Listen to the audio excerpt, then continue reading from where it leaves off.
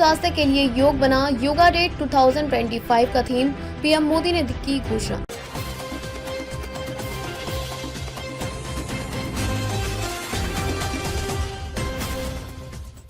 नमस्कार, मैं अंजना और आप देख रहे हैं MS न्यूज 24 देश की आवाज। आइए बढ़ते हैं आज की बड़ी खबर की ओर। प्रधानमंत्री नरेंद्र मोदी ने रविवार को घोषणा की कि इस वर्ष के अंतर्राष्ट्रीय योग दिवस की थीम एक पृथ्वी एक स्वास्थ्य के लिए योग है। उन्होंने कहा कि यह दिन एक भव्य उत्सव का रूप ले चुका है। अपने मासिक मन की बात रेडियो प्रसारण में स्वस्थ विश्व जनसंख्या के लिए भारत के दृष्टिकोण को साझा करते हुए पीएम मोदी ने कहा कि हम योग के माध्यम से पूरी दुनिया को स्वस्थ बनाना चाहते हैं। प्रधानमंत्री ने कहा कि फिटनेस के साथ साथ गिनती करना भी एक आदत बनती जा रही है। उन्होंने लोगों के ऐसे उदाहरण दिए जिसमें वे एक दिन में उठाए गए कदमों, खपत की गई कैलोरी और बर्न की गई कैलोरी की संख्या पर नजर रखते हैं। उन्होंने कहा इन सब के बीच एक उल्टी गिनती शुरू होने वाली है। अंतर्राष्ट्रीय योग दिवस की उल्टी गिनती अब योग दिवस के लिए 100 दिन से भी कम समय बचा है। अगर आपने अभी तक योग को अपने जीवन में शामिल नहीं किया है तो अभी करें, अभी भी देर नहीं हुई है। 10 साल पहले हुई थी शुरुआत। 10 साल पहले मनाए गए पहले अंतर्राष्ट्रीय योग दिवस का जिक्र करते हुए मोदी ने कहा अब यह दिन योग के एक भव्य उत्सव का रूप ले चुका है। यह भारत की ओर से मानवता को दिया गया एक ऐसा अनमोल तोहफा है जो अब आने वाली पीढ़ियों के लिए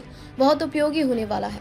प्रधानमंत्री ने कहा कि हम सभी के लिए यह गर्व की बात है कि आज हमारे योग और पारंपरिक चिकित्सा के बारे में पूरी दुनिया में जिज्ञासा बढ़ रही है। बड़ी संख्या में युवा योग और आयुर्वेदिक को स्वास्थ्य के बेहतरीन माध्यम से रूप में अपना रहे हैं। चिली का उदाहरण देते हुए उन्होंने कहा कि दक्षिण अमेरिका देश में आयुर्वेद तेजी से लोकप्रिय हो रहा है। पीएम ने कहा कि पिछले साल ब्राजील की अपनी यात्रा के दौरान मैंने चिली के राष्ट्रपति से मुलाकात की थी। आयुर्वेद की लोकप्रियता के बारे में हमारी काफी चर्चा हुई थी। दुनिया भर में आयुष प्रणालियों की तेजी से बढ़ती लोकप्रियता और प्रमुख हितधारकों के योगदान को स्वीकार करते हुए उन्होंने कहा कि मुझे सोमोस इंडिया नामक एक टीम के बारे में पता चला है। स्पेनिश में इसका मतलब है हम भारत हैं। यह टीम लगभग एक दशक से योग और आयुर्वेद को बढ़ावा दे रही है। उनका ध्यान उपचार के साथ साथ शैक्षणिक कार्यक्रमों पर भी है। वे योग और आयुर्वेद से जुड़ी जानकारी का स्पेनिश में अनुवाद भी करवा रहे हैं। मोदी ने कहा अगर हम पिछले साल की बात करें तो उनके असंख्य कार्यक्रमों और पाठ्यक्रमों में लगभग 9000 लोगों ने भाग लिया था। मैं इस टीम से जुड़े सभी लोगों को उनके प्रयासों के लिए बधाई देता हूँ।